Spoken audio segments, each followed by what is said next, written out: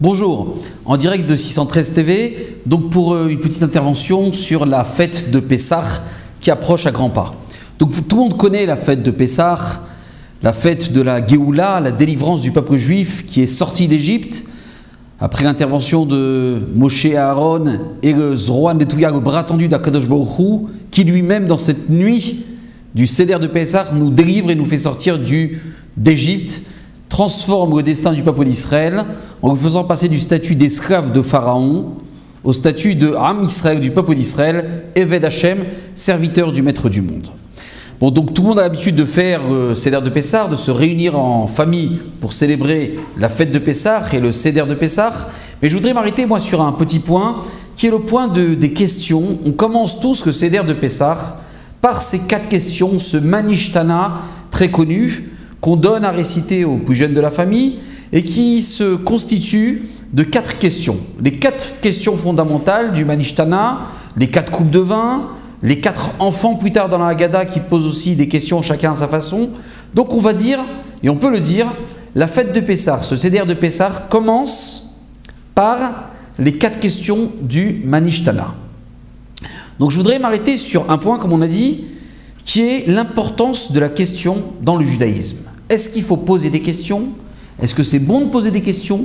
Quand est-ce qu'il faut poser des questions? Et quand est-ce qu'il ne faut pas poser de questions?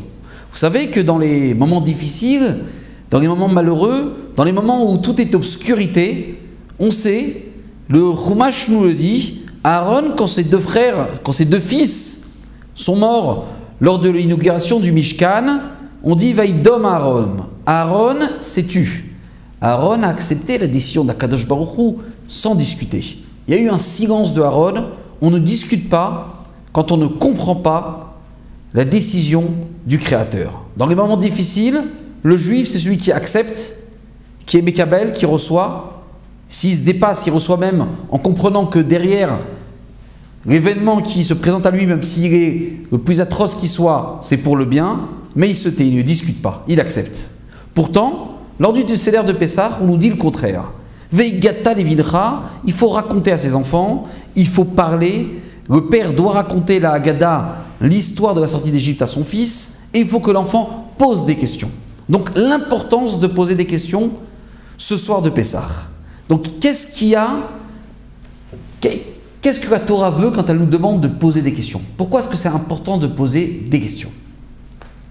Alors, pour un peu éveiller et ouvrir le sujet, vous savez qu'il y a une halakha très intéressante, qui est la halakha de ce qu'ils appellent la femme Isha Katlanit.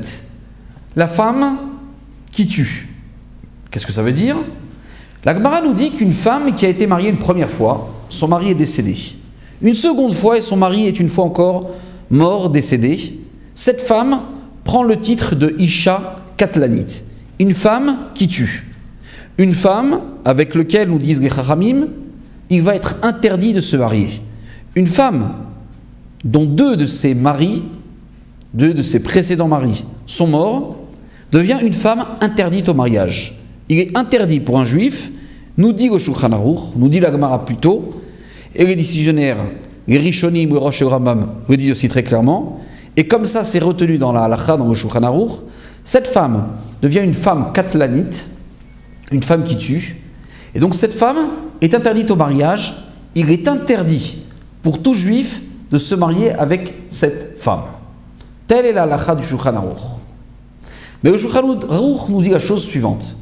Si quelqu'un a contrepassé cette halakha, n'a pas respecté cette halakha, il s'est marié, il a pris 2 témoins, devant 2 témoins il a donné la valeur d'une prouta à cette femme, a prononcé la phrase sacrée Ariat Mekou Deshetli, s'est marié avec cette femme Katlanite, donc est maintenant marié avec cette femme qui a le titre de Katlanite. Est-ce que le Beddin doit tout faire, doit mettre cet homme sous pression pour qu'il divorce de cette femme? Telle est la question posée dans le Shulchan Aruch. Et la réponse là, sur la réponse, il y a discussion entre le Rambam et le Rosh. Le Rambam dit cet homme, a priori, ne devait pas se marier avec cette femme. Mais s'il s'est marié avec cette femme, ce n'est plus du devoir du Beddin, du tribunal, s'ils en ont la force, s'ils en ont le pouvoir, ce Ce n'est plus du devoir des gens qui l'entourent de lui conseiller maintenant de se séparer de cette femme. S'il a fait le pas, s'il s'est marié avec cette femme, a posteriori, on ne lui dit pas de divorcer cette femme, de se séparer de cette femme. Ce qui a été fait est fait. Étonnant, mais tel est l'avis du Rambam.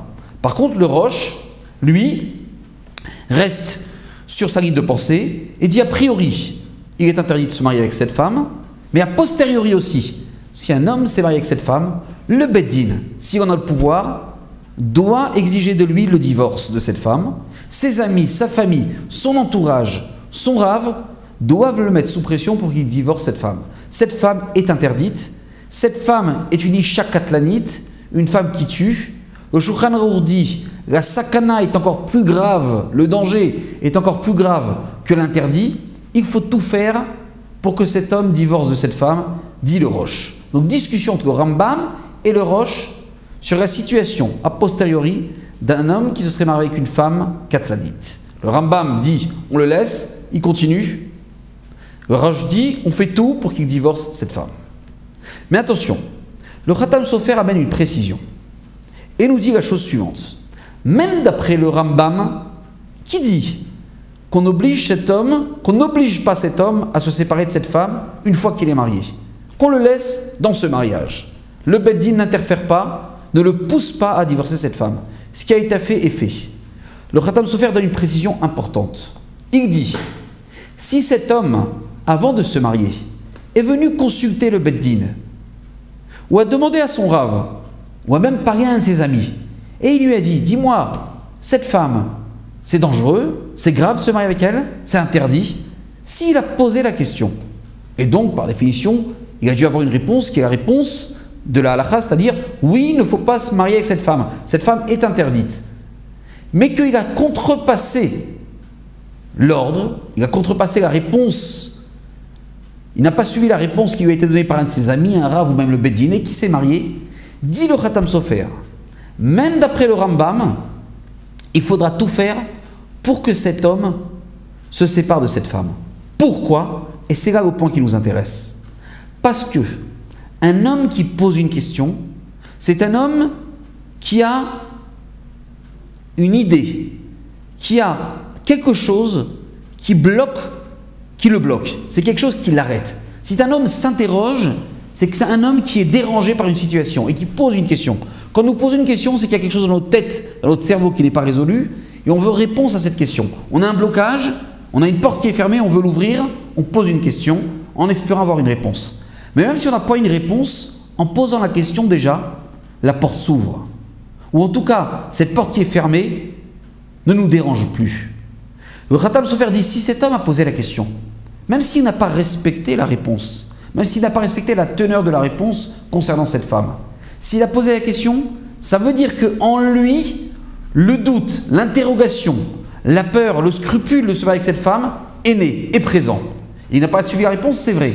Mais chez lui, la question existe, donc le sujet est présent. Si le sujet est présent, dit le Khatam Sofer, même d'après le Rambam, cet homme, on devra tout faire pour qu'il se sépare de cette femme. Pourquoi? Parce que dit le Khatam Sofer, dans cette situation, il est dans une situation de danger. C'est un homme qui a enregistré au plus profond de lui-même qu'il y a danger. Qui nous l'a dit? Le fait qu'il ait posé la question. Qu'est-ce que je veux dire par là? Toute cette cérémoniale du Seder de Pessah, ce Manishtana qui commence par des questions. Pourquoi des questions? Parce que le juif, il faut qu'il soit en posture de se poser des questions sur la sortie d'Égypte. Pourquoi?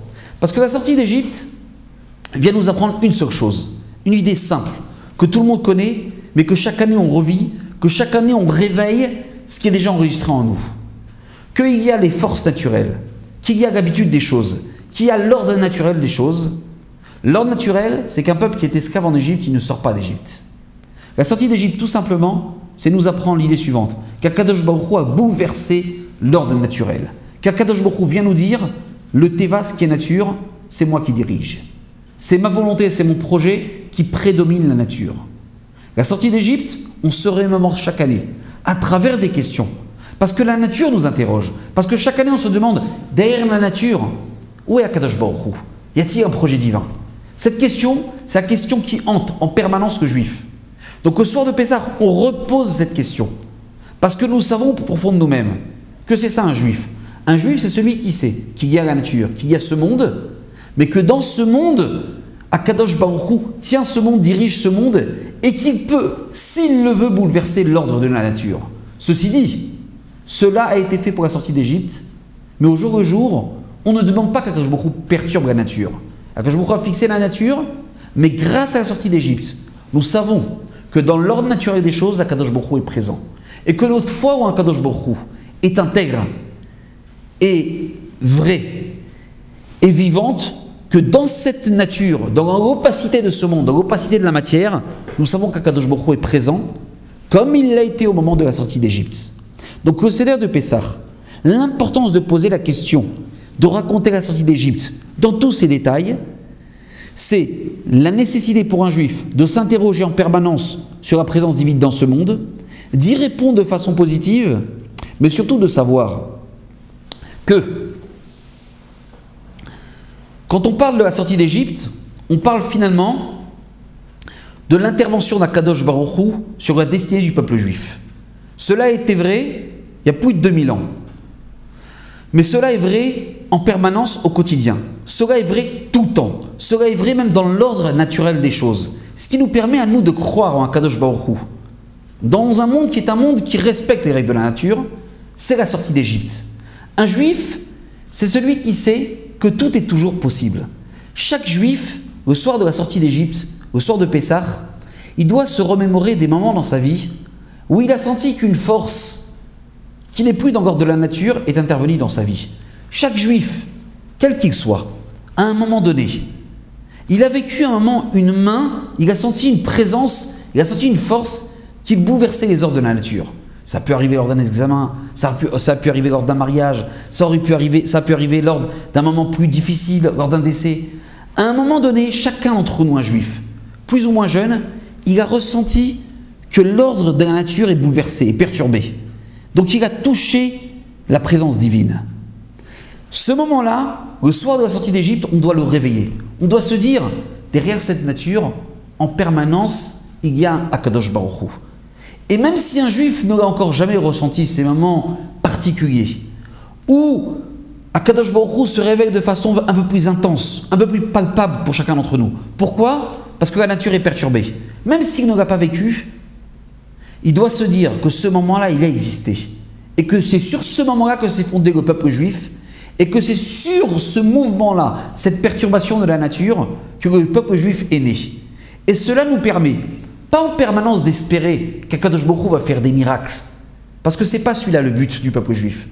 Le but du peuple juif, c'est de savoir que dans ce qui nous paraît être naturel, le miracle est omniprésent. Le miracle de la sortie d'Égypte, bien sûr qu'au moment de la sortie d'Égypte, bien sûr qu'au moment de la révélation du Mashiach, cela va se passer avec une perturbation qui va être flagrante et que les règles de la nature vont être complètement inversées et perturbées. Mais en attendant, le juif, c'est celui qui, fort de son passé et fort de son avenir, sait que même si aujourd'hui il y a apparence des forces naturelles, dans ces forces naturelles se cache toujours Akadosh Baruch Hu, et c'est celui-là le travail des questions qu'on se pose à Pessah. C'est de réveiller cette idée, d'enregistrer cette idée au plus profond de nous-mêmes pour que ce Seder de Pessah nous accompagne tout au long de l'année. Et cette matzah que nous mangeons, qui est le pain de la Emouna, on nous permet d'avaler et de digérer en nous cette idée-là et d'en faire soi, de l'incorporer à nous à travers cette achila de la matzah qui est obligatoire ce soir de Pessah. Boire ces coupes de vin, intégrer que dans la nature, Akadosh Baruch Hu est présent aussi fortement qu'il l'a été au moment de la sortie d'Égypte et qu'il le sera Bezrat Hashem si Dieu veut, les Shana Abba Birushalayim Abnouya, l'année prochaine à Jérusalem reconstruite. Pessah Kasher, Vesameach et à très bientôt.